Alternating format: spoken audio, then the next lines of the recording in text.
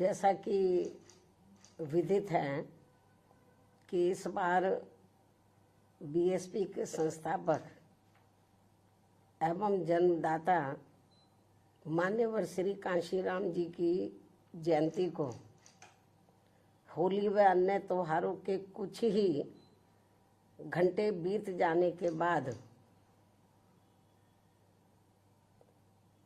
दिनांक 15 मार्च को खासकर यूपी व दिल्ली सहित पूरे देश में इनके अनुयायियों ने अपार संख्या में इकट्ठा होकर इसे विभिन्न स्तर पर मनाया है और अपने श्रद्धा सुमन अर्पित किए हैं, जिसके लिए पार्टी उनकी अति आभारी है। साथ ही होली सहित अन्य विभिन्न त्योहारों के बीच इस बार मान्यवर श्री कांशीराम जी की जयंती जिस अति उत्साह व जोश के साथ मनाकर उनके अनुयायियों ने अपनी पार्टी को हर स्तर पर मजबूत बनाने का तथा उनकी एकमात्र उत्तराधिकारी व पार्टी की राष्ट्रीय अध्यक्ष का अपने पूरे तन मन धन से साथ देने का जो संकल्प लिया है, तो उसने पार्टी को मजबूती देने के लिए मेरे हिम्मत व हौसले को कई गुना और ज़्यादा बढ़ा दिया है, जिसे मैं अभी तक की तरह आगे भी अपने जीते जी अपने व्यक्तिगत तथा भाई बहन व रिश्ते नातों आदि के स्वार्थ में कभी भी कमजोर नहीं पड़ने दूंगी। वैसे भी मेरे भाई बहन व अन्य रिश्ते नाते आदि मेरे लिए केवल बहुजन समाज का ही एक अंग है, उसके सिवाय कुछ भी नहीं है। इसके अलावा पार्टी व मूवमेंट के हित में बहुजन समाज के जो भी लोग अपनी पूरी ईमानदारी व निष्ठा से कार्य करते हैं, तो उन्हें पार्टी में जरूर आगे बढ़ने का मौका दिया जाएगा और इस मामले में मेरे रिश्ते नाते आदि भी आड़े नहीं आएंगे। यहाँ मैं सावधानी के तौर पर ये भी बताना चाहूँगी कि पिछले कुछ वर्षों से सत्ता व विपक्ष में बैठी सभी जातिवादी सांप्रदायिक व पूंजीवादी पार्टियां बीएसपी के विरुद्ध अंदर अंदर आपस में मिलकर बहुजन समाज की एकमात्र हितैषी पार्टी बीएसपी को किस्म किस्म के हथकंडों के जरिए इसे कमजोर करने की पूरी कोशिश में लगी है, क्योंकि यहाँ जातिवादी पार्टियों को खासकर सन 2007 में यूपी में बीएसपी का अकेले ही पूर्ण बहुमत के आधार पर सत्ता में आना अभी तक भी उनके गले के नीचे से कतई भी नहीं उतर पा रहा है और तभी से यहाँ सभी जातिवादी व खासकर दलित विरोधी पार्टियां किस्म किस्म के हथकंडे इस्तेमाल करके बीएसपी को कमजोर व खत्म करने में लगी है। इसी प्रकार बाबा साहब डॉक्टर भीमराव अंबेडकर के जीते जी भी इन्हीं जातिवादी पार्टियों ने इनके कारवां को किस्म किस्म के हथकंडे इस्तेमाल करके उसे कमजोर व खत्म करने का पूरा प्रयास किया था, जिसे बाबा साहब ने व बाद में मान्यवर श्री कांशीराम जी ने भी इनके मंसूबों को पूरा नहीं होने दिया है। और अब मैं भी अपने बहुजन समाज के बलबूते पर इनके इस मंसूबे को किसी भी कीमत पर पूरा नहीं होने दूंगी। ये मेरा पार्टी के लोगों को वायदा है, जिसके लिए मुझे अपने बहुजन समाज का हर स्तर पर साथ मिलना भी बहुत ज़रूरी है।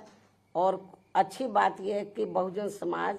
पूरे तन मन धन के साथ अब मेरे साथ खड़ा है। अभी भी खड़ा है। इतना ही नहीं बल्कि दलित व अन्य उपेक्षित वर्गों के लोगों को ये मालूम है कि ये लोग यूपी में बीएसपी की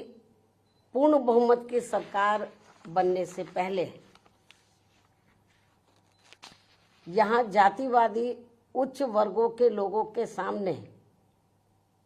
यानी कि जो बहुजन समाज के लोग हैं, खास तौर से दलित वर्ग के लोग, यहाँ जातिवादी उच्च वर्गों के लोगों के सामने ना तो चारपाई पर बैठ सकते थे और ना ही उनके बराबर की कुर्सी पर भी बैठने की हिम्मत जुटा सकते थे। लेकिन सन 2007 में बीएसपी की अकेले पूर्ण बहुमत की सरकार बनने के बाद से ये सब अब काफी कुछ बदल गया है। अब ये लोग उनके बराबर में चारपाई व कुर्सी आदि पर भी पूरे सम्मान के साथ बैठ सकते हैं। ये जो बहुजन समाज के लोग हैं, यही है वास्तव में यहाँ सही सामाजिक परिवर्तन। यही है वास्तव में यहाँ सही सामाजिक परिवर्तन, जिसे मेरे नेतृत्व में बनी बीएसपी की सरकार ने लाया है। लोग सामाजिक परिवर्तन की बहुत बात करते हैं, लेकिन उसको धरातल पे कभी उतारते नहीं हैं। लेकिन मेरे नेतृत्व में सन 2007 में जब अकेले पूर्ण बहुमत की सरकार बनी, तो इसे मैंने धरातल पे उतारा है, जिससे यहाँ यूपी में हमारे संतों, गुरुओं व महापुरुषों का काफी हद तक सपना साकार हुआ है, जिसकी वास्तव में पूरी देन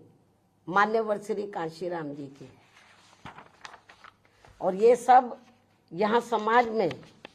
परिवर्तन लाने के मामले में इतिहास के पन्नों में जरूर लिखा जाएगा। इसके साथ ही बीएसपी की सरकार ने ही यहाँ यूपी में इन वर्गों के लोगों को, यानी कि बहुजन समाज के लोगों को काफ़ी हद तक अपने पैरों पर खड़ा किया है। अपने संतों, गुरुओं व महापुरुषों को भी विभिन्न स्तर पर पूरा आदर सम्मान दिया गया है, जिसे लोग कभी भी नहीं भुला पाएंगे। लेकिन ये सब यहाँ सभी जातिवादी पार्टियों के गले के नीचे से अभी तक भी नहीं उतर पा रहा है। इसलिए अब वे इन वर्गों में से स्वार्थी किस्म के लोगों को आगे करके उनके जरिए विभिन्न नाम पर अनेकों छोटे छोटे संगठन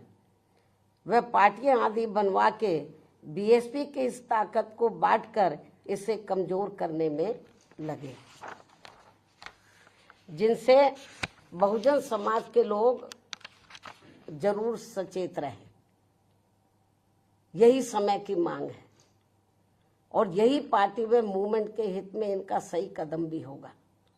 यदि हमारे लोग सचेत रहते हैं।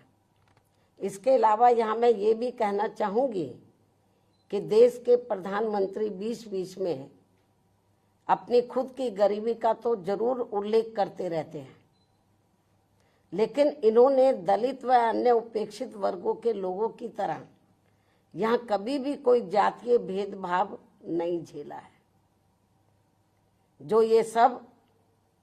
हमारे संतों, गुरुओं व महापुरुषों ने समय समय पर झेला है, जिसे अभी भी इनके अनुयायी काफी हद तक झेल रहे हैं। इसलिए पार्टी के मिशनरी व परिपक्व लोगों से आज मेरी ये भी पुरजोर अपील है कि वे ये सभी जरूरी बातें अपने बच्चों व खासकर युवा पीढ़ी को जरूर हमेशा बताते रहें, जिनको तैयार करने की भी वास्तव में सही जिम्मेवारी इन्हीं लोगों की ही है। इस उम्मीद के साथ ही अब मैं पुनः होली आदि के त्योहारों के बीच में इस बार मान्यवर श्री कांशीराम जी की जयंती बड़े जोश व उत्साह के साथ मनाकर इनके अनुयायियों ने जो उनको अपना पूरा आदर सम्मान दिया है तथा मेरे साथ साथ इनके करोड़ों अनुयायियों का भी काफ़ी हौसला बढ़ाया है, उन सभी का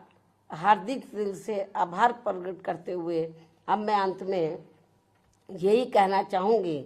कि इस समय संसद सत्र चल रहा है, यह आप लोगों को मालूम है, जिसमें देश में आम जनहित के मुद्दों पर कम बल्कि अपने अपने स्वार्थ में राजनीति करने पर ज़्यादा जोर दिया जा रहा है, जो ये अति चिंता की बात है। साथ ही पिछले कुछ समय से वक्फ बोर्ड पर भी सत्ता व विपक्ष द्वारा जो राजनीति की जा रही है, तो ये भी अति चिंता की बात है। और यदि ये मामला समय रहते आम सहमति से सुलझा लिया जाता तो ये ज़्यादा बेहतर होता। केंद्र सरकार इस मामले में जरूर पुनर्विचार करे, सोच विचार करे, ये भी हमारी पार्टी की केंद्र सरकार से पुरजोर अपील है। इस उम्मीद के साथ ही अब मैं अपनी बात यहीं समाप्त करती हूँ। धन्यवाद। जय भीम व जय भारत।